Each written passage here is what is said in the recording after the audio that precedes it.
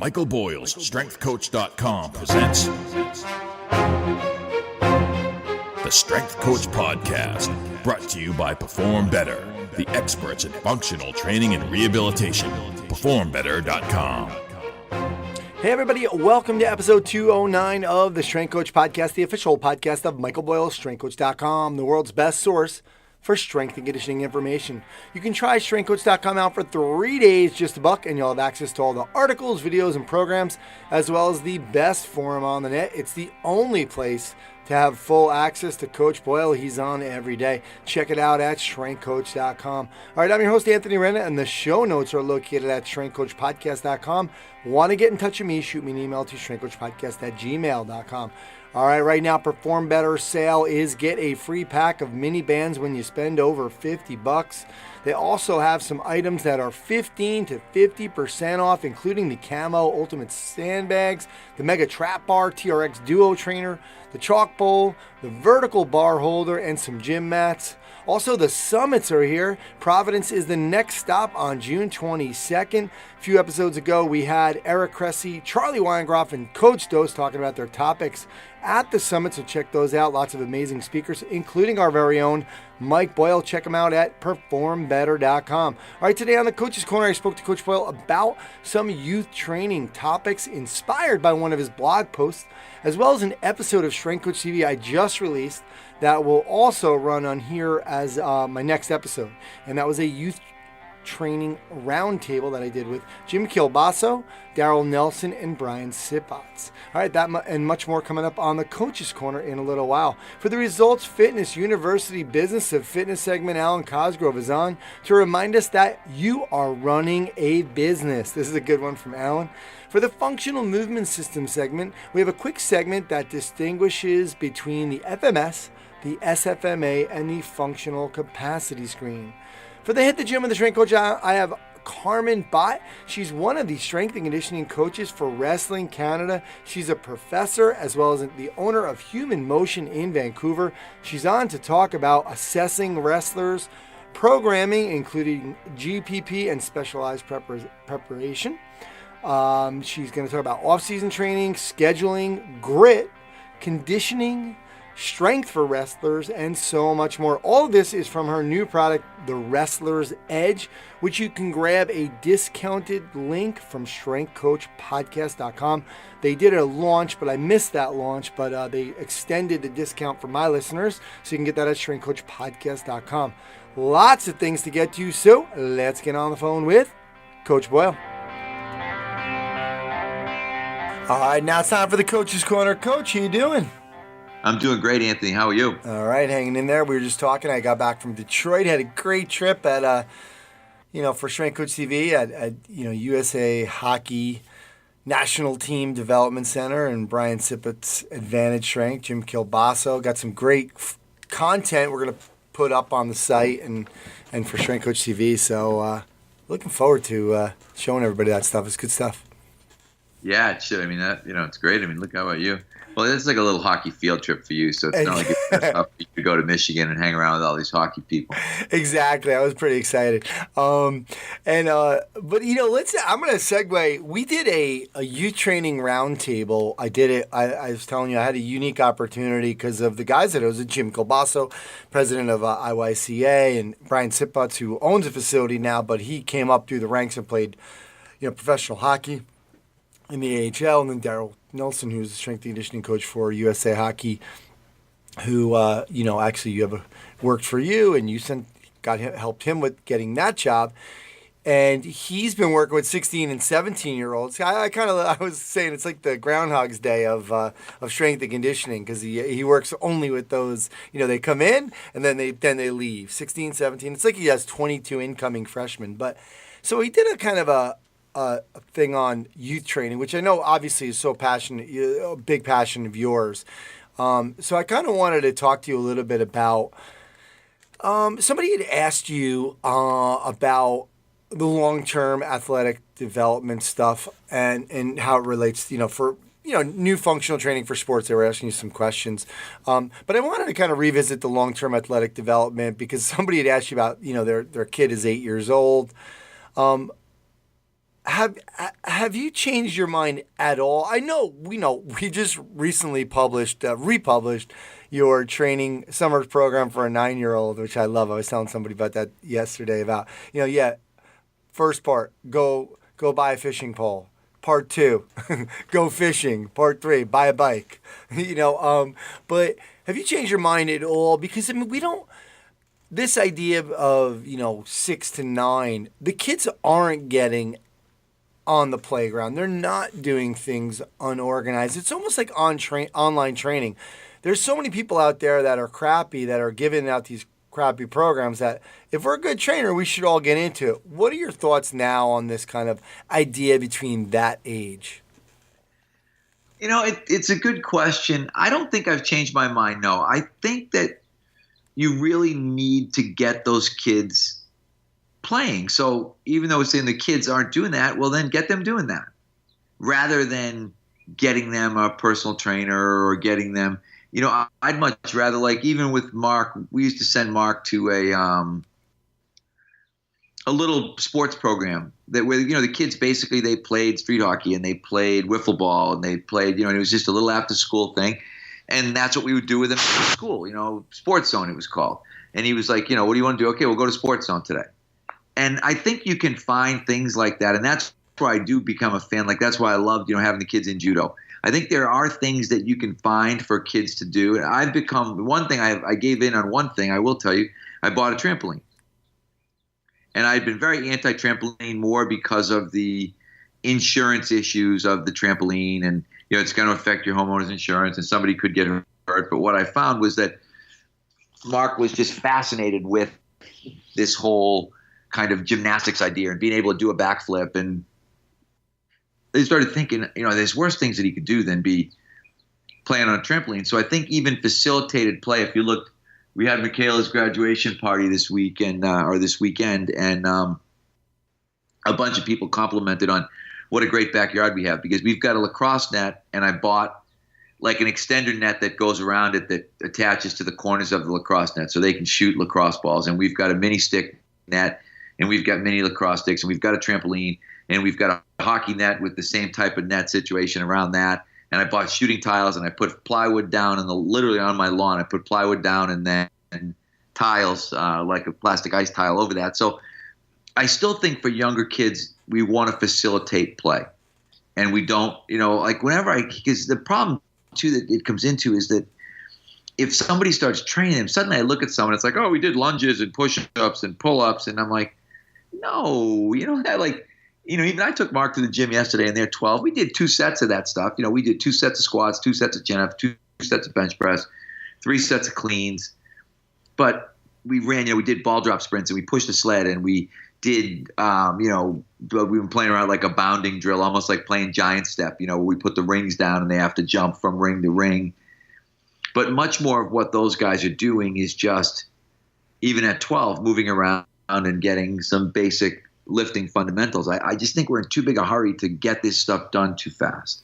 Yeah, and I think, one thing, though, I'm thinking of is that 6 to 9 or 10-year-old age, though, is if we can make it playful. Like, you've seen the video that I put up at one time when I had some of the young girls in here after going to Titleist and seeing their program, and, where we were on the balance beam and we're, shooting the hockey stick and we're jumping around on cones and soccer ball stuff. Right, and, exactly. I think you can do that. If you can find, in all honesty, if you can find somebody who has that ability, I always said, like, you need that, like, elementary phys ed mentality, and you need cyclone circuit idea. And that's what I've tried to do even with our middle school program, is said, okay, let's think about run, jump, sprint, throw, not so much about lifting. And we're going to lift, we're still going to do stuff. But I think what happens is we still, I think, try to fit everything into the same box that we normally are used to fitting everything into.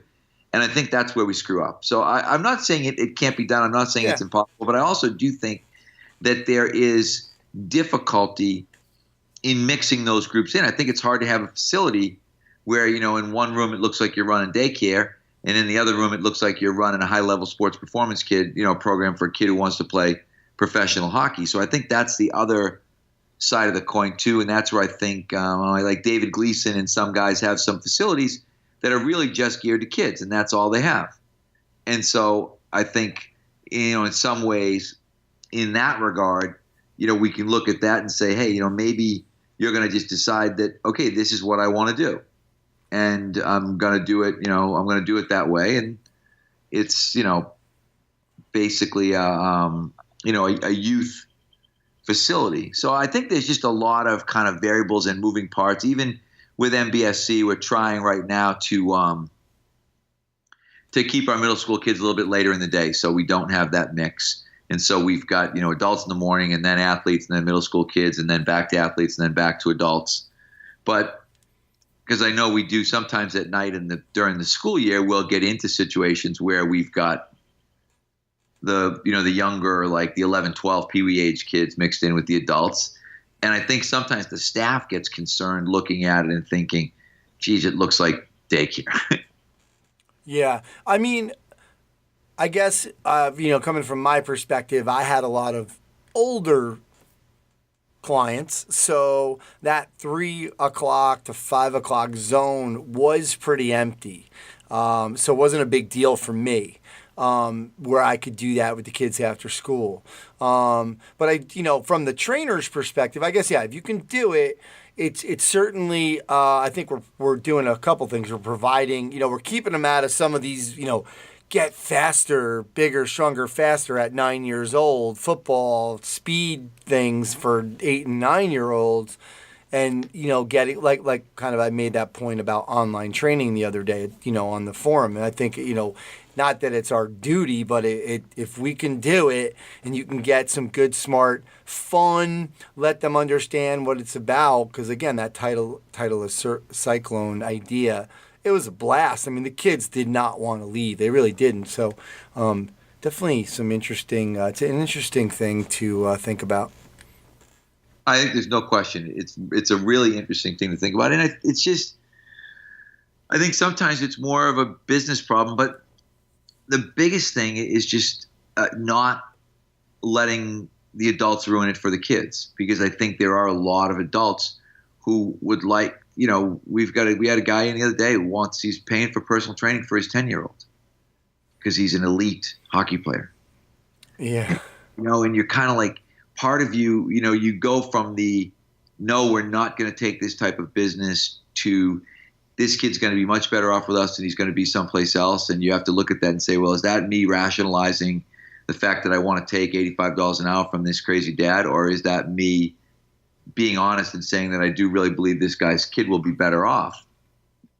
And I probably vary a little bit on on the answer to that question. And I guess it's hard even as a parent, because you look at it and your kid is if all these other kids, and this is where the parents really have to just kind of really be strong, I guess, is that, stick to your guns, because if the other kids are going to these programs, let's just take ice hockey, for example, because I have a good, I know a lot of kids now are getting much more ice time. There's morning lessons, etc. And those kids get better quicker, but then obviously once puberty hits, then the playing field starts to change a little bit, and those kids get left behind. And then, like you said, they get their childhood stolen for nothing, because now they don't want to play because they're not as good, and they were used to being really good.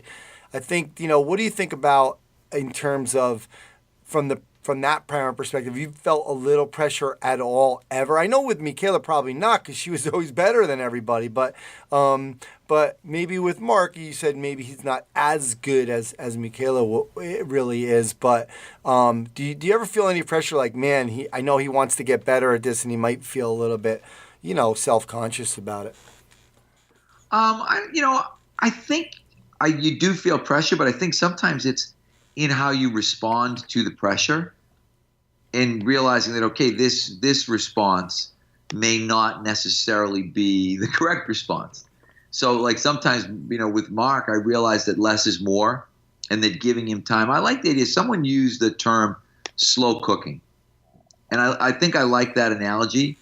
And I think the analogy is basically like it's the difference between searing a piece of meat and slow cooking a piece of meat. Yeah. I think sometimes parents don't realize that they're searing something when they should be slow cooking it. So with someone like Mark, I want to encourage him to keep going and to keep enjoying it and not make it misery for him, even though I know he's not where he should be. Because the other thing that you get sometimes, everybody, literally everybody, thinks that their kid is special.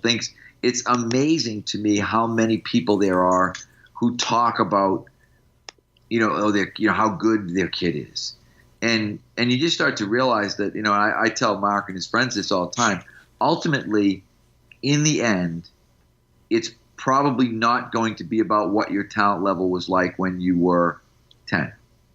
It's going to be a lot about what your work ethic was like, and were you actually able to sort of, continue and continue to work and continue to do the stuff that you needed to do in the long run. Because, again, and I think Cressy said it. I did a talk, an early development talk, and I used Cressy's quote was, your kid wins the first body hair contest. Do you know what I mean? Like, some of these kids, that's the only thing that makes them special, is that they've just already matured earlier than their peers. And that's going to change relatively rapidly when those other kids mature, and then you get into all this stuff about, letting your kids play up. There's just there's so many variables here. And I think you've got to think about like the child development piece first and look at this and say, okay, is my job to create a well-functioning adult, or is my job to get my kid a scholarship to college? I think your job is to create a well-functioning adult, not to get your kid a scholarship to college. So I think that's easier when you're looking at it that way, and when you're saying, hey, here's what I'm sort of most worried about. I'm most worried about the fact that my child becomes a well-adjusted adult, not that my child gets a full ride to BC or a full ride to BU. And when you put that stuff in, I think it's the people that can get that stuff in the right order that tend to have the best long-term success. Because, as I said, a lot of the early nut jobs that I've seen, their kids petered out. And when we were talking about the other day, when I look at a Chris Kreider or an Eichel or guys like that, they were not big deals when they were 12 years old. People did not know who they were. People weren't talking about Chris Kreider when he was 11. People weren't talking about Jack Eichel when he was 11. All of a sudden, 13, 14, people were like, oh, these guys are pretty good. I got a kid in right now, Miles Wood, who plays for the Devils. And Miles Wood, his dad, Randy Wood, played in the NHL. Miles is a beast. He's 6'3", he's 215 pounds. But initially he was going to go to Brown. There wasn't a lot of big early scholarship interest in him. And then all of a sudden BC enters the picture, and BC takes him. He goes to BC. He goes to BC for a year. The next year he's in the National Hockey League. But he was never at the national program. You know what I mean? He was never the guy growing up. But he's now the guy that's in the NHL. And so I think you've just got to be able to look at stuff that way and realize that it is not a race that you win at 6, 7, 8, 9, but I think it's a race that you could lose at 6, 7, 8, 9. And I guess that's the difference. Yeah, it's a great point. And I think, I got a good perspective, last week in Detroit at the National Team Development Center because, just talking and observing and just seeing some of the guys that were, pretty small, but at the beginning of the year, supposedly. And then, now they're all kind of puberty's hit. They're there. And they said the same things. Like some of these kids, if you teach them to be gritty and you make them, enjoy kind of the process in other sports and make them good kids, I think, it serves them well later on. Obviously, like, for example, every parent should read Grit and follow some of the things that she's talking about. And, by the time they get to be that age, and puberty hits and they're able to kind of go to different programs, they're able to really get the most out of it. Oh, you're so dead on, because it's amazing that's what I said. I did this a presentation last year for, I think I told you this, they were Elite 05s. Yeah. So, Elite 03s. They were a year older than Mark. And so at that time they were 12. And that was one of the things I talked about grit, and I talked about Duckworth, and I talked about the idea that, okay, these are the things that you really need to think about is, are you developing that grit in your child? Because one of my favorite quotes is, prepare the child for the path, not the path for the child. And I think, I have little coasters that we bought that have that on it, and I give them to friends all the time as reminders. The idea is to prepare the child for the path, not the path for the child. There are so many parents who are like always trying to grease the skids. I had this conversation with someone the other day about, the kids being on the best team. I said, I don't want Mark to be on a team that goes 40-0. I don't want Mark to be on the best U12 team or U13 team that he could possibly be on. I'd like him to be somewhere in the middle of the road. I'd like to be involved in all competitive games. I always said if every game could be 3-2 or 4-3, I would not care if we won every game, lost every game, or had a 500 record. I'd be absolutely the same in every situation, because he would have played in lots of competitive games versus somebody, there's some of these parents who like legit, they're recruiting at this age. They're trying to find the best kids to put on a team with their kid. And that's really what it's ultimately all about, is their kid, so that their team can go 40-0 and go to, the Quebec Pee Wee tournament and the Brick tournament and all these tournaments and win all these games. But you end up with these kids, when you talk about from a grit standpoint, how much grit do you develop when you're winning most games 7-8, 9, 10-1, when you're being recruited when you're 9 years old to play on these teams? That's not the way to develop grit. That's not the way to develop the things that you really need from a winner's perspective. So I guess there's just a lot of variables there that people are failing to see. Yeah, and it's funny, that talk led a friend of mine to come in to train because his son is one of those kids who was at that lecture, and Joe kind of listened to you, and he said, man, I got to really change a little bit of ways I do things. And by the way, another thing that you had an influence on him, which you don't know about, but he was deciding on the next team because exactly what you just were talking about, like the recruiting, et cetera. And I sent him that article that the guy wrote about, if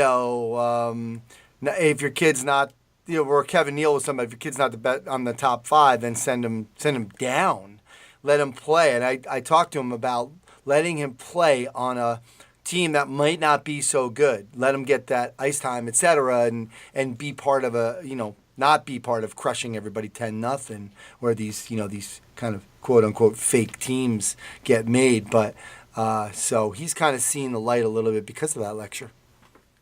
Yeah, no, that's really good. Like I said, we did that even this year with Mark. Like Mark is on a second tier 04 team, which is right about where he should be. He's probably going to be one of the better players on that team.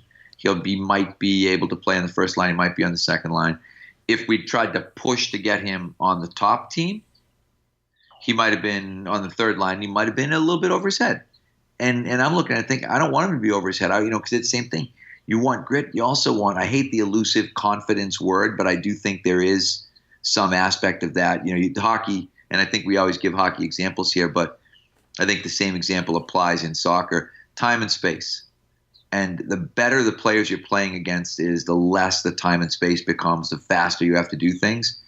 And it doesn't help kids sometimes if they're not processing well already.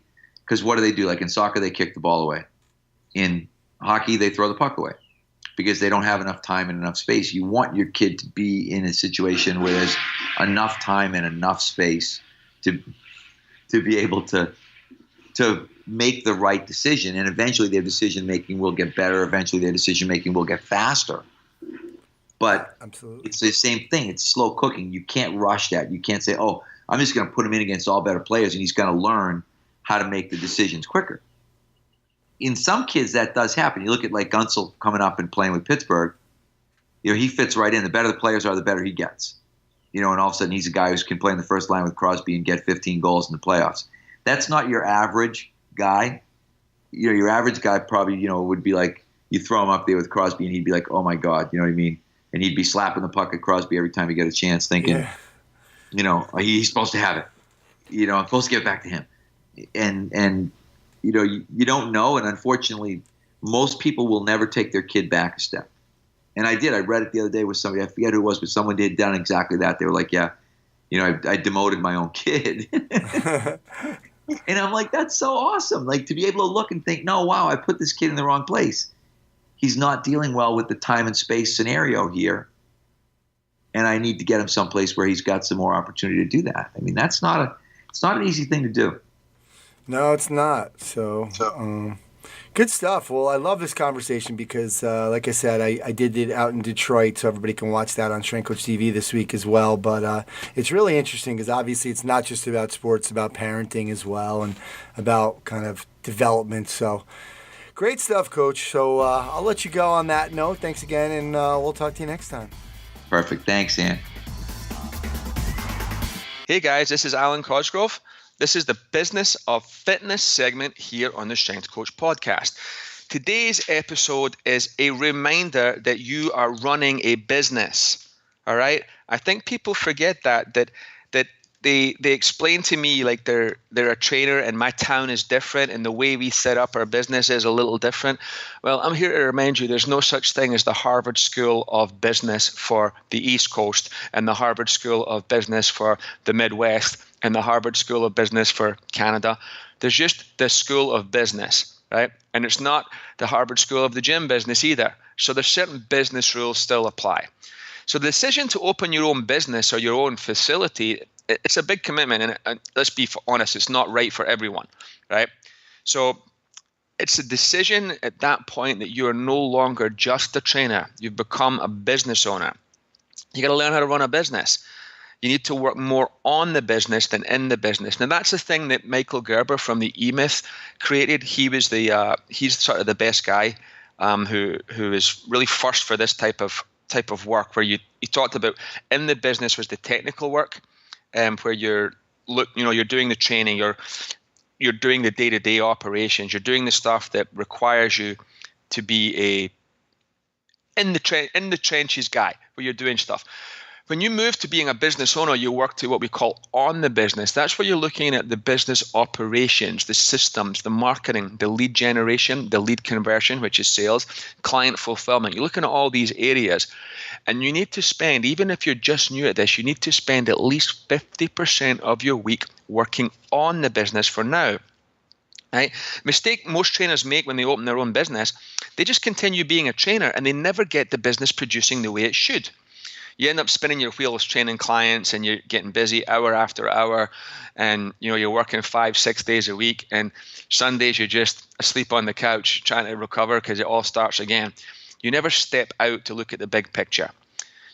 So realize that when you decide to open your own business, you're choosing to change your career. You're no longer just a trainer. You need a new set of skills. I remember when I opened at a bookshelf of every exercise physiology book that there was. I don't have a single book on business, right? So this is really a mindset challenge, this episode. If I ask you, what do you do? You'll tell me you're a gym owner or a trainer. I want you to start thinking in your head that I'm a business owner. Regardless of what the business is, I run a business and the business does this. Okay, guys, that's it for this week. This is Alan Cosgrove from the Business of Fitness segment on the Strength Coach podcast, and I will talk to you guys next time. FMS is your baseline. The functional movement screen is an objective tool that measures 7 fundamental movements that are key to daily life and determines if those movement patterns are optimal, acceptable, or dysfunctional. While the screen is simple and efficient to perform, each test has been strategically selected due to the significant feedback it provides on mobility, stability, and how both work together for larger integrated functional movements. Based on the screen results, FMS professionals can then prioritize exercise and programming to accommodate their clients' needs so they can achieve higher levels of fitness and performance. This highly customized exercise selection protects clients from factors that inhibit progress and produces self-aware clients and athletes who can now reach greater heights in lifelong movement health and vitality. Whether your focus is optimizing training, maximizing client retention, or enhancing communication, the screen helps you get there. It is the foundation for one of our basic beliefs: play to your strengths and work on your weaknesses. Pain changes movements. The SFMA is a structured, repeatable, movement-based diagnostic system that healthcare professionals use with patients experiencing pain. The SFMA is built around 7 fundamental movement patterns and integrates a concept known as regional interdependence, how seemingly unrelated problems are actually driving the dysfunction and causing pain. By understanding which patterns to assess further, the clinician develops a differential diagnosis, identifying mobility versus motor control dysfunctions, which allows them to create a more efficient treatment plan. The SFMA is the first system to include diagnosis of motor control dysfunction and provide a systematic approach to reteach the brain proper movement using the neurodevelopmental perspective. Using the SFMA logic, clinicians know exactly where to target their treatments and can easily retest for effectiveness of treatment to return a patient to their activities. Performance is a goal for many clients and is the foundation for all skill-based sports and activities. The fundamental capacity screen is a straightforward, efficient, and repeatable method to measure 4 essential movement capacities: motor control, postural control, explosive control, and input control, or simply restated as the developmental movements of climbing, carrying, running, and jumping. Once movement competency is established with the functional movement screen, the FCS is the stepping stone between the functional movement patterns and skill-based coaching. The FCS demonstrates ways in which the 4 fundamental capacities affect sport and physical activity and provides a baseline measure enabling professionals to know where to focus training to reach higher goals. Get started today and find a course near you. All right, now it's time for the Hit the Gym and the Strength Coach, and today I have on Coach Carmen Bott, and she is one of the strength and conditioning coaches and performance consultants for Wrestling Canada. She's also the founder of Human Motion Strength and Conditioning in Vancouver. She's a professor at Langara College. Coach Bott, thanks for coming on today. Thank you so much for having me. I appreciate it. All right, well, like I was telling you before, I've been doing this for 10 years and we haven't really talked much about wrestling. So I was really interested when our mutual friend Corey Beasley, told me about you and told me about your product, the Wrestler's Edge. So we'll kind of get into that a little bit. First of all, I can definitely tell you're a teacher by a professor by that product, because you really laid things out there and really easy to understand, extra tutorials awesome. And stuff like that. So good stuff on that. I appreciate that. It's got to be clear, right? Otherwise people aren't going to do it. Exactly.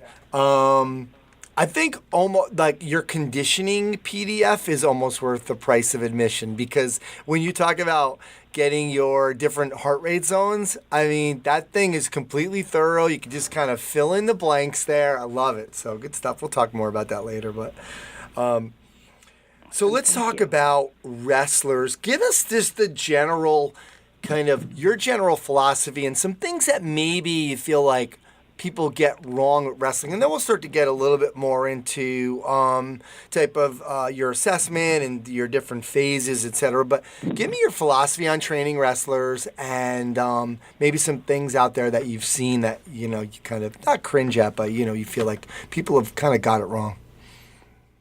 Sure. Okay. Well, I haven't, seen a ton of what other people are doing, to be perfectly honest. But when I first started working with wrestlers, it was just over 2 years ago, full time. Prior to that, in 2000, I actually lived in Southeast Asia.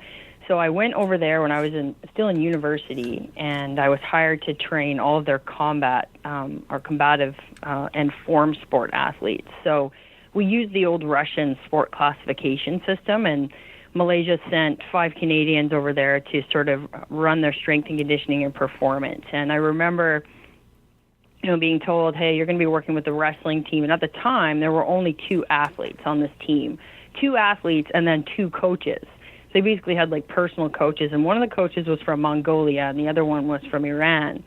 Neither one of them spoke barely any English. And then both of the athletes spoke Bahasa, which is the local language in Malaysia. So it was quite interesting, because here I am, this blonde, blue-eyed, 5'4", fairly muscular woman walking into the wrestling room for the first time, and to meet the coaching staff, and they sort of looked at me like, okay, what can you bring to the table? And they didn't know this, but I had already spent about 3 weeks in the library. We had an institute library where I read every book I could find on the rules of freestyle and Greco-Roman wrestling. So I'd already had a good idea of like match length, some of the basic rules, how you score points, and started doing sort of the physical profiling piece as well. So I kind of kept my mouth shut. I got ringworm. I remember that. Wow. Stayed in at practice. Yeah, watched every single practice for about a month. And then I asked these two guys, and they were about the same size as me, can I work out with you in the weight room? And I wasn't coaching them. I said, can I work out with you? And they said, okay, sure. So I went sort of rep for pound with them on most exercises, including deadlifts and cleans. And I started sort of tweaking their technique a little bit and helping them out just whenever they seemed open to it. And then to fast forward time, by the end of my contract, I was training the wrestling team. I was training the coach, and I was training the coach's wife, who was pregnant. So I had sort of, won them over, I think, with just my enthusiasm for the sport. So back to your question around what's unique about wrestlers. Well, I'll tell you right now, these are some of the hardest working athletes I have ever met, and they're underappreciated from a spectator standpoint. So if you go to a wrestling event, like a dual meet or something like that, especially in Canada, you're not going to get the fan base you would at a football game or a hockey game, which I know is your background, or even a basketball game. It's definitely an underrated sport from a spectator standpoint because it's phenomenal to watch. I mean, these athletes have the, agility of a gymnast and the conditioning of a sevens rugby athlete, and then you add, the strength of a weightlifter to that, and you have this total package. So, I guess some of the things that I've observed over the last little while is that there is a lot of tradition in the sport. So sometimes when you're new and you didn't do the sport, so I wasn't a wrestler growing up, there's definitely some criticism against that and sort of some skepticism, and that's okay. I understand that and I get that. So I've also, since I started working with these athletes, started taking submission wrestling classes just to learn. I need to feel the movements, and I need to learn and understand the movements. So a couple of neck sprains here and there, and now I've kind of got a sort of a vague idea, okay? I don't want to wrestle anybody, but I have a vague idea of sort of what the demands are, of these athletes. And there's lots of different approaches sort of worldwide. So I've taken the time to read a lot of the literature. A lot of it's been published in Iran, a lot of it in Russia. I'm fortunate I have a mentor who many of your followers probably know, Pavel Tsatsouline, and Pavel has been kind enough to translate a few documents for me in terms of what the Russians have done in the past with wrestlers, with male wrestlers, and sort of ascertain that information. First and foremost, these athletes need to be on the mat often when they're young. So we're talking 5-6 days a week.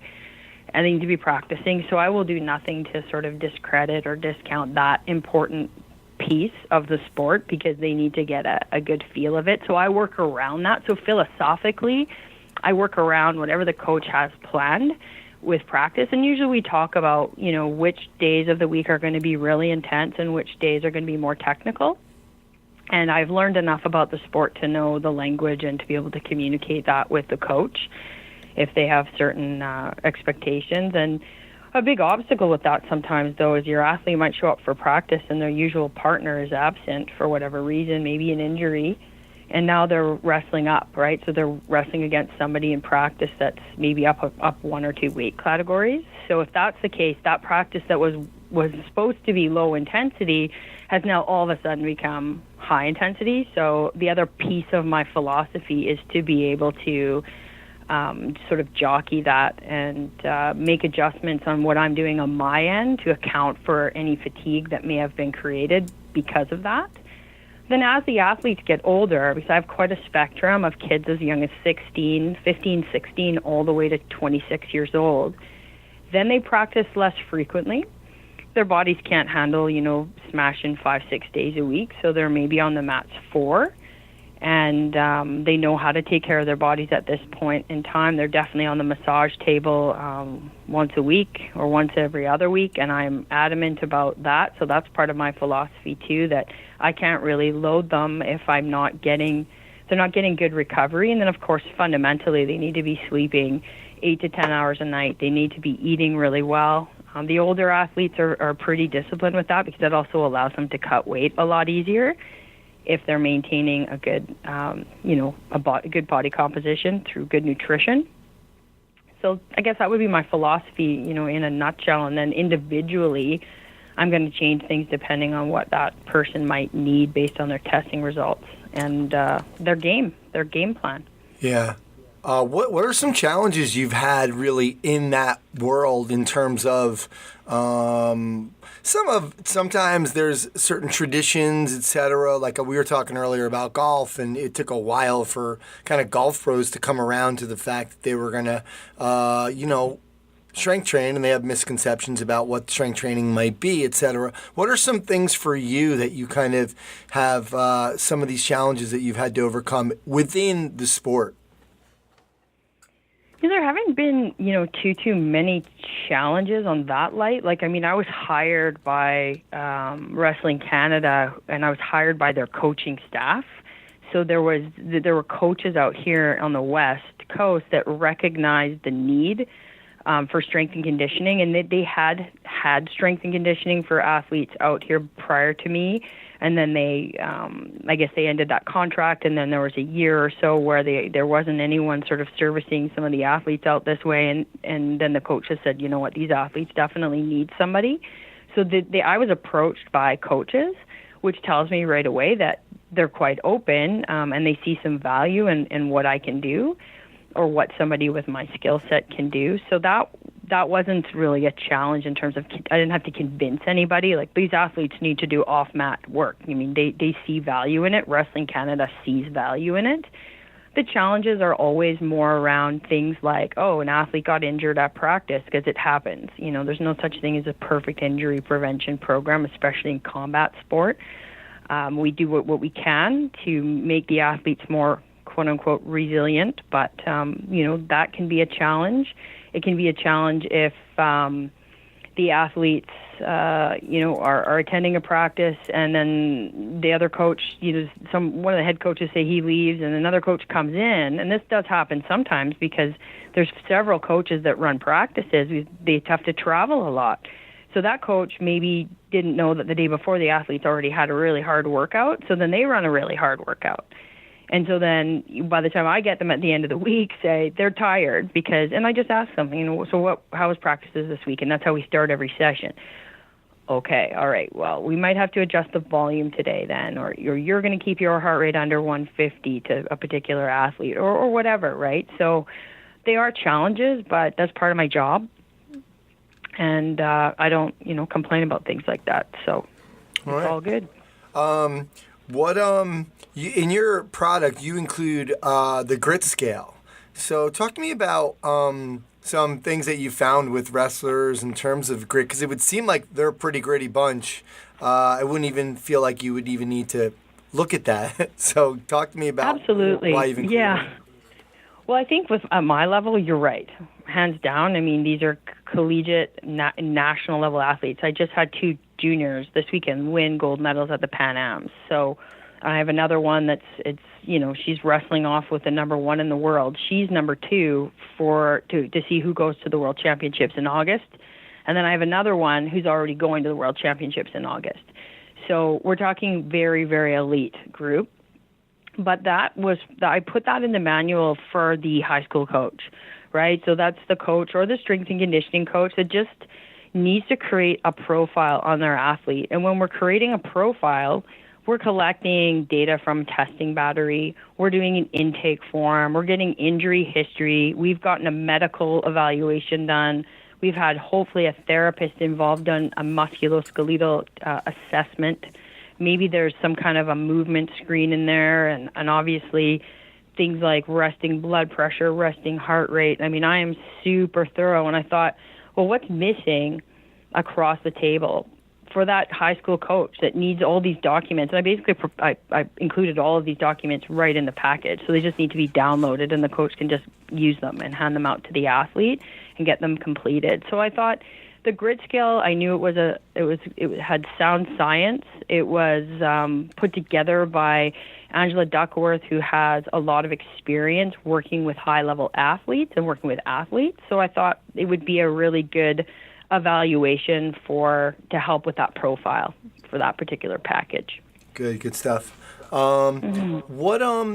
Give us a rundown of your assessment. You include, you kind of broke it up with, flexibility, power, strength, anaerobic capacity, aerobic capacity. Give us a rundown of your whole assessment that things you like to use. Okay. Well, I'll give your listeners kind of a fork in the road. If you have access to a lab, obviously that makes the testing a lot more lab-based, and you can start doing blood work, okay?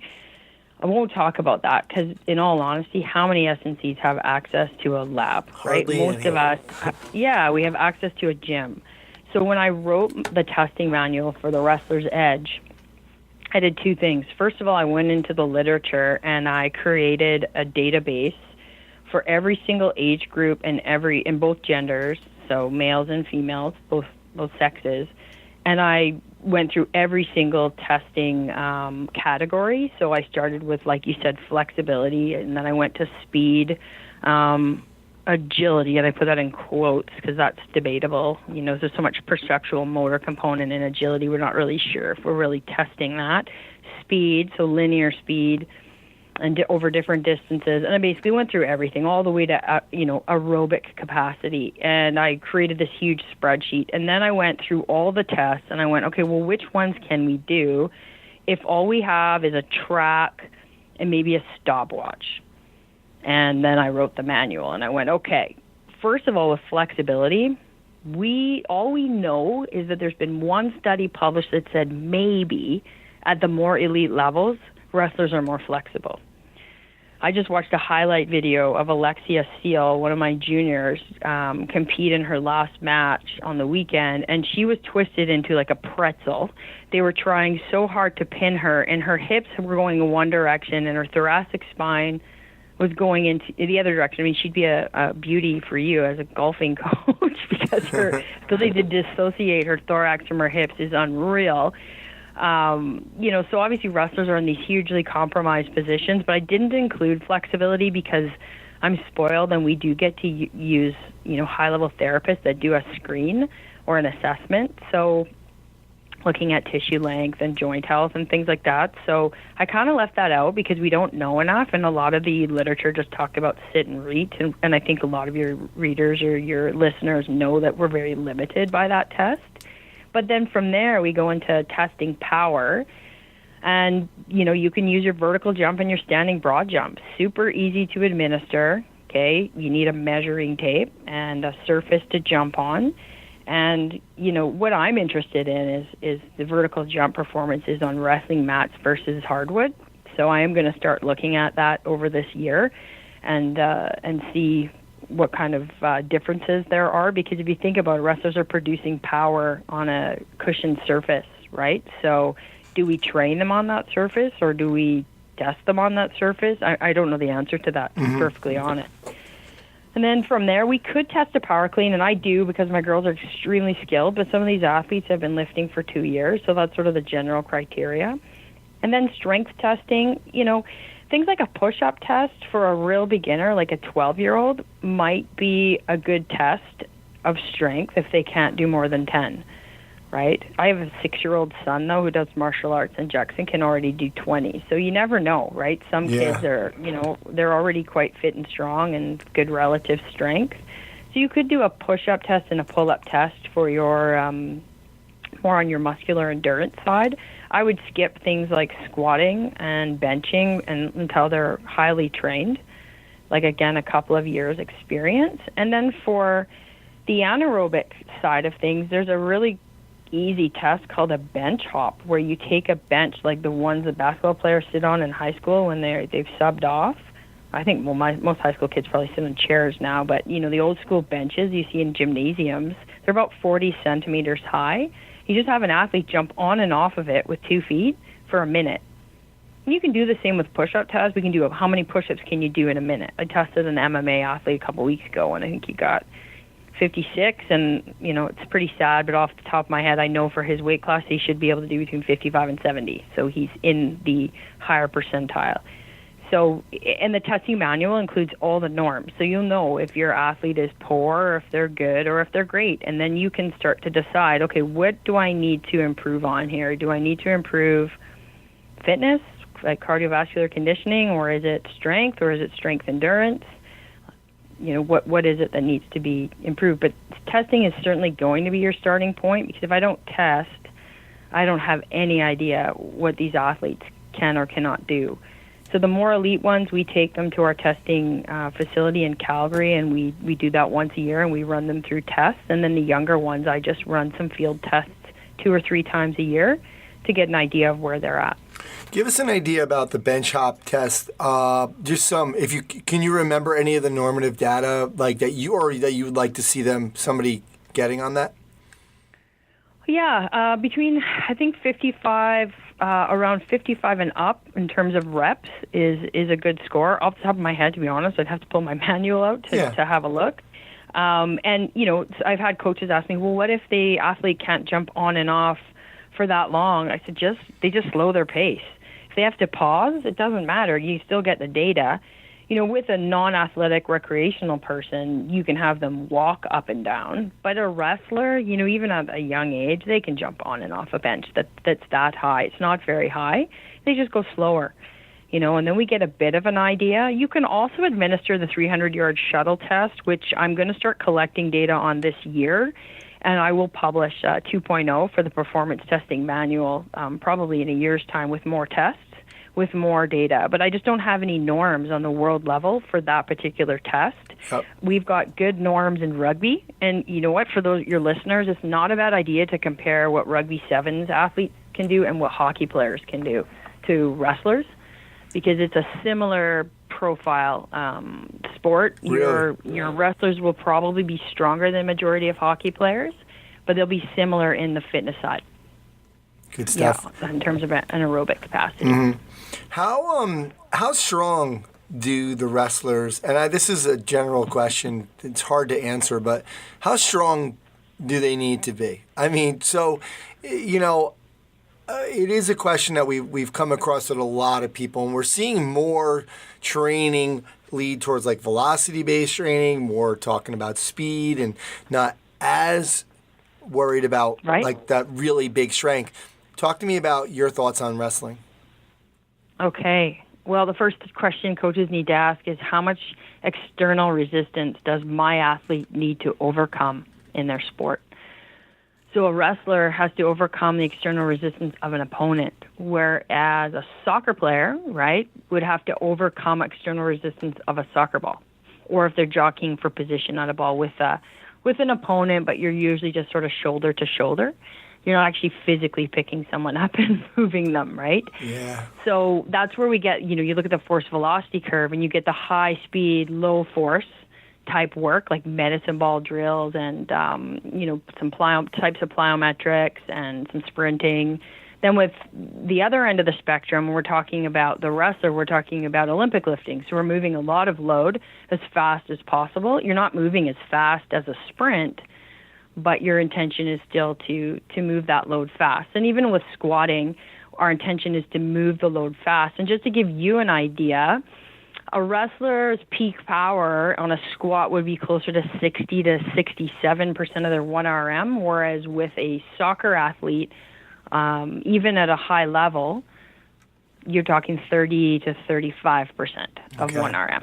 Mm-hmm. Okay, so right away, yes, wrestlers need to be stronger, and power swims in a sea of strength, so they do need to pull up their numbers on their deadlifts and their squats, and I'll correlate whatever they can do on a squat and a deadlift to their power clean. I've been really fortunate to consult with a lot of good weightlifting coaches that have helped me with these tables, and we've put them together to say, okay, if the athlete can power clean X amount of weight, and then they can only squat this much weight, then it tells me they need more strength. But if it's the other way around, then maybe we need to convert that more to power. We need more power. But the exercise choice, the selection of exercise, is going to be more to the loaded side with a wrestler than like a sprinter or a soccer player would. Don't get me wrong, we still jump, we still sprint, and we still throw, but it's at a very less volume compared to, say, maybe what a soccer player would do for their, dry land training. Yep. And we do know that the best wrestlers in the world, when we look at their data, so we look at their, especially as the weight classes get heavier, we look at their testing data and we look at their performances, so wins. That's how we assess performance in wrestling, really. And we look at their wins and we go, okay, well, there's a really high correlation between how strong they are in the weight room and how well they perform in their sport. And the other question you asked me was sort of along the lines of, strength is interesting because it's, the ability to generate force, but it's under a really finite set of biomechanical conditions, right? So if an athlete is face down with their arms outstretched and their chest isn't touching the floor, they're basically doing like a face down iron cross for seconds. So I need to strengthen these athletes at extreme ranges of motion too. So, hang clean is a great drill, but if you look at the range of motion necessary to produce that movement, it's pretty small. Be more similar to a basketball player pulling up for a jump shot when we just look at angles. So it's important that we do a lot of full range of motion work and lots of ISO work. And we'll do pull-ups where I make the athletes pause at the top, pause midway, pause at the bottom. Or we'll do Cossack squats where we're working in the frontal plane and making sure that we're under a lot of control in those sort of deep angled positions where most people lack strength.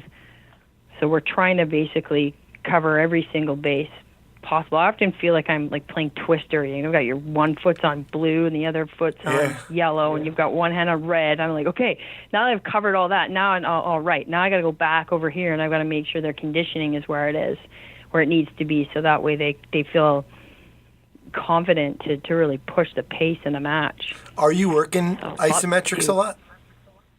Yes. Yeah, we do. And we did with my varsity athletes, we have time in the summer because they're not competing all year round to do some like triphasic type stuff too, where we'll do a real heavy emphasis on the eccentric. But we only spend maybe a month on a block like that just because of the amount of DOMs, inflammation that kind of training can create. I can't afford them to get, too fatigued. But it is quite effective for building that end range strength and even putting a little bit of hypertrophy on the athletes too, putting some muscle on them. Good stuff. Talk to me about working the neck before we get on to conditioning, because with wrestlers, a lot of coaches are really nervous about messing with the neck at all. But, you guys really need to worry about that. Talk to me about some things that you're doing for neck strength and neck health. Yeah, absolutely. I mean, I was nervous too, to be perfectly honest. So, when I started first working with combat athletes, even this was after my time in Malaysia, I had some time with MMA before I took on a lot of these wrestlers, and I started talking more to therapists. So there's one here in Vancouver that's sort of a neck specialist, if you will. And I just to get an idea of how does she assess neck strength, more stability, if you will. And then what are the criteria she looks for before we start doing really high level exercises. And I also chatted a lot with Pavel Tsatsouline as well about neck strengthening. And a lot of the consensus is that essentially we want to strengthen it in a neutral position as best we can, because it can be risky putting them in positions of compromise to try to strengthen them there. But they need the mobility and the range of motion in those positions of compromise. There's no doubt. So we do a lot of bridging, where you're bridging on your forehead, whole body's off the floor except toes, bridging on your back, whole body's off the floor except your heels and the back of your head. We have certain time measures that we're looking at. We also just do deep neck flexor work, which are in my downloadable programs. There's videos to support that. And if any of your readers or listeners want the exercise, I can give you the link for the drill on YouTube. But essentially, the athlete just starts with laying on the ground, lift their head off the ground. You have to see the video to really get an idea of how to do it right. And then we do it for time. So most athletes, when they're first training, even wrestlers, I have athletes holding for maybe 20 seconds. Then they start to shake. Then we work up. Our criteria is 2 minutes, and this is based on criteria from therapists, especially working with people that have been in motor vehicle accidents. So the general baseline is 2 minute hold, deep neck flexor, so that's a good endurance test. And then from there, we might do the bridges, like I explained, or we might do perturbation work where I put an elastic band or a harness around the top of the athlete's head, and we yank them around from all angles. And their goal is to try to keep their neck in a nice neutral position. And talking to our team chiro is phenomenal out on this side of the country. She and I have talked a lot about the athletes feeling tight into their traps and their neck, because they'll complain, I feel really tight, can you loosen this up? And she says, no. You know what? I don't think so, because if it's too loose and too mobile, then you're actually more prone to injury. So she sort of has the idea that we just leave it alone. She addresses more throughout the thoracic spine and the rib cage, so the athlete can move well and absorb force, but basically sort of C7 up and all through their traps and upper traps. We want some tension there. So that's what we're doing right now. I could change my mind in a year. Okay. Yeah. Let's talk about conditioning. You have some good videos on YouTube, and that you included in the bonuses as well. And one of the things you were talking about as being conditioned is about energy production. Just give us a good general overview of your thoughts on this, on being in good condition. Absolutely. I guess it would be of my opinion that being well conditioned as an athlete is to be able to perform your skills at a very fast pace repeatedly without a loss in that pace, right? That's that repeated sprint ability. Again, similar to a hockey player or a rugby athlete, any intermittent sport that's done over a fairly long duration. Rather than kind of making it really complicated and looking at it as sort of an energy system standpoint, conversations I've had with some coaches is that when athletes are highly conditioned, they actually are able to push that lactate threshold curve to the right, meaning that they can work at a faster rate, at a higher velocity, or faster pace, if you will, without becoming acidic. And we know that lactate isn't a bad thing, but we know that when lactate starts to accumulate like a snowball, that's when the pH of the blood starts to change, and change not for the better, okay, for the worse, meaning that it affects calcium binding in the muscle cells and affects coordination and force output and nerve transmission. So the signal's coming down. The pipe just can't get there in a nice sort of organized fashion, and that's where the athlete starts to feel like a loss of coordination or a loss of power. So imagine if we can condition the athlete both up from a central standpoint, so heart, lungs, all the way down to the muscle level, so that way they can perform their sport or go to practice and have 2 really good quality hours of practice without, having trouble recovering in between live goes or drills, or in a match setting in between the first and the second half of their match, or even between matches. And a lot of times when people analyze wrestling, they go, okay, well, it's 3 minutes of hard work, 30 seconds rest, 3 minutes again. That's assuming the match goes the full length. Well, all right, that's all fine and good if we look at that in isolation, but that would be good if it was track and field, because most of the time in track and field, the athlete will have an event and then they'll have a long rest period before their next event, so their next heat, maybe the next day or 8 hours later. In wrestling, they might wrestle again an hour later or 2 hours later, up to 5 matches in one day. So now we've actually got a possibility of doing 30 minutes of super high intensity, and I'm talking 92% of max heart rate type intensity over an entire day. So if an athlete is more quote-unquote conditioned, essentially they have a higher threshold before they become too acidic. A little bit acidic is okay, but too acidic, because then the athlete starts feeling uncomfortable, and then they start, it plays a lot on their psychology and how they approach a match. If they don't feel conditioned, they'll pace themselves, they'll they'll do things and they'll stall and they'll be less aggressive because they're afraid of basically exhausting themselves and then getting beat. So I've had a lot of conversations with the athletes I work with about that, the psychology of that, and I've talked to the coaches, okay, what do we need to do? And one of the coaches always says to me, Carmen, they need power endurance. That's what they need. And he's right. That's exactly what they need. But how do we do that, right? Do we do that by jogging for 2 hours a day? Do we do this by doing HIIT interval training, which I don't even know what that means, but do we do that? Do we do sled workouts? How is this done? And it's done systematically, and we have to, at some point along the way, monitor intensity. And in my program, we use heart rate because it's easiest. And some of the other programs I designed for individuals, we use velocity. So if they're running, okay, this is the pace I want you working at. But keep in mind, all this stuff is still general.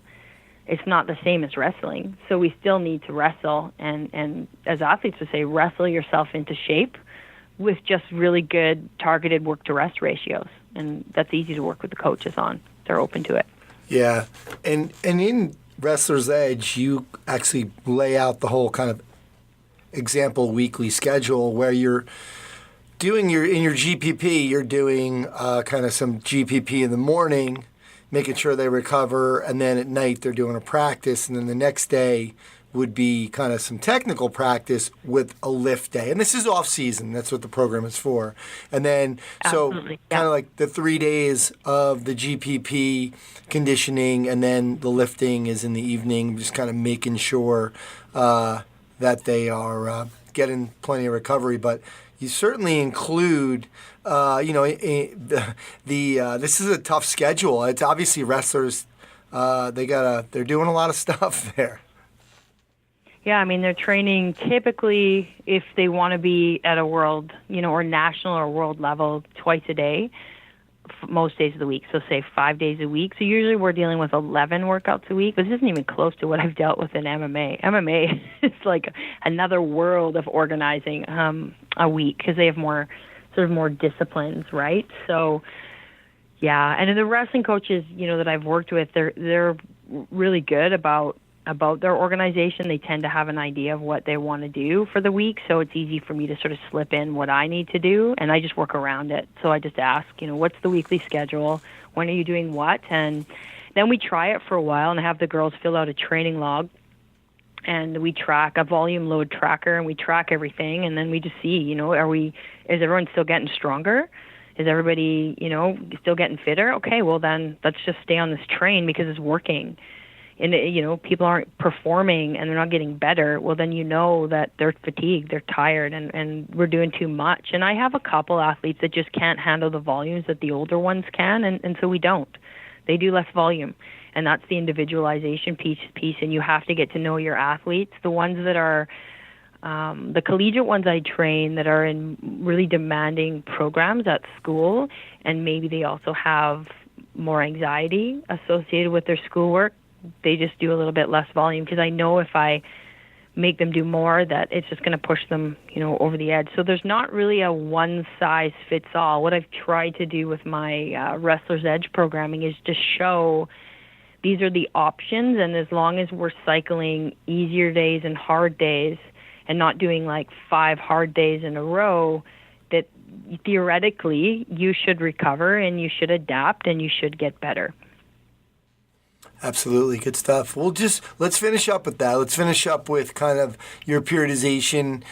Just talk to us about your general preparation phase and your specialized preparation phase and some things you'd like to see there. Sure. Yeah. I mean, the GPP phase is sort of what would be considered traditional in any sport, where you've got more volume, so more sets and reps. So if we do sets times reps, and this is where my grade 3 math skills come in, okay? Sets times reps, that gives you your training load for that exercise, and then there's X amount of exercises, right? So typically in the GPP, there's a little bit more, but when the athletes are lifting, they're always leaving quite a few reps in the bank, and they're sort of greasing the groove. They're going through the motions, they're learning technique, they're not exhausting themselves. They're going to be a bit sore at first just because it's new and they're unfamiliar, but soreness doesn't mean anything other than that. Okay, so I always educate the athletes that being sore doesn't mean you're out of shape. It just means that this is all new and your body's just not used to it. And what often doesn't get mentioned is the importance of strengthening the connective tissue.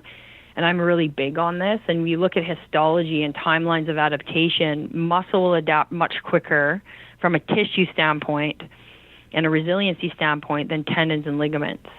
So we want to make sure that GPP phase is a good 8 weeks of building up intensity so that connective tissue gets stronger. And gee, wouldn't that help a wrestler who's getting their shoulders and their ankles and their knees torqued on every single day? I would like to think so, would definitely help them withstand some of those demands. And then as we move into the specialized prep, then intensity starts to get higher and the volume starts to come down a little bit, not drastically. When we get in season, and there will be in-season programs available in the fall, then you'll see a sort of a maintenance of intensity and a big drop in volume with lots of taper lifts in there. And I'll teach my viewers and listeners how to taper a wrestler, because we also have to account for weight cutting. And sometimes with weight cutting, there can be a loss of plasma volume, which is part of your blood volume, right? Which can affect your conditioning. So we want to make sure we maintain conditioning at a fairly high level leading up to a competition. But where we can sacrifice is on the strength side. So there is a big plan here in place, and you do have to sort of follow it A to Z. Some athletes could get away with, say, 6 weeks of GPP and move into specialized prep sooner. Some athletes that are really new might need to do weeks 4 through 8 twice. And I'm advising that if they need, a little bit more time, if they're a younger athlete, or maybe the first 2 weeks of their training program, they're just learning how to do the exercises. I call that a build-in phase. So I don't even consider that training because it's not overly stimulatory. It's just learning, right? Okay, now I know how to do a single leg deadlift. Now I know how to do a tactical pull-up and a neck bridge. All right, now I've got that. Now I can start to actually stress my system. So keep in mind that, athletes need time to learn. And during that time to learn, that's not really time to train and time to adapt. It's just literally time to learn. All right, great stuff. Wow, I can say from I've been perusing around on the Wrestler's Edge. You've really covered everything here, and you've done a great job of making some hard concepts pretty easy. And I love all the resources and tools you guys included in terms of just some of the manuals and the tracking and. Like I said, just finding out your heart rate zone is probably worth the price of admission right there. So thanks so much, Coach Bott, for coming on and talking about the wrestler and some of the different considerations and for your new product, the Wrestler's Edge. I really appreciate your time. And thanks, everybody. If people have questions, you can talk to my agent. I'm just joking. I don't have an agent. But you can certainly give me feedback, right? If you're opening the product and you think there's something that's confusing. One thing about being a teacher is that I'm evaluated by my students all the time. And I actually ask to be evaluated because this is the only way I can grow and improve as a coach and a teacher is by getting the feedback, quote unquote, from my customers, right? So if I don't know, what's missing, I'll without you telling me, I'll never know. So please give me feedback, good, bad, or ugly. I'm cool with that. And I really appreciate your time today. It was my sincere pleasure. All right, that's going to do it for episode 209 of the Strength Coach Podcast. Special thanks to Chris Pryor and the folks over at Perform Better. You can check them out at performbetter.com. for all their products and info on their educational seminars. Don't forget, right now the sale is get a free pack of mini bands when you spend over $50. They have a lot of items that are 15 to 50% off as well. And the summits are here. Providence is the next stop on June 22nd. After that, they head to Chicago and then Long Beach. Thanks to Coach Boyle and Carmen Bott for sharing their insights and philosophies into the world of strength and conditioning and performance enhancement. Don't forget, you can get a discounted link at strengthcoachpodcast.com for Coach Bott's product, The Wrestler's Edge. Thanks to Alan Cosgrove and the Results Fitness University Business of Fitness segment. Check them out at resultsfitnessuniversity.com. Functional Movement Systems, check them out at functionalmovement.com. And of course, remember you can try strengthcoach.com out for 3 days. Just $1. You'll have access to all the articles, videos, and programs, as well as the best forum on the net. It's the only place to have access to Coach Boyle. He's on every day. To access that offer, go to strengthcoach.com, click the Join Now button to get started on your trial. My name's Anthony Rana. You can reach me at strengthcoachpodcast@gmail.com. Thanks again, and I'll speak to you next time.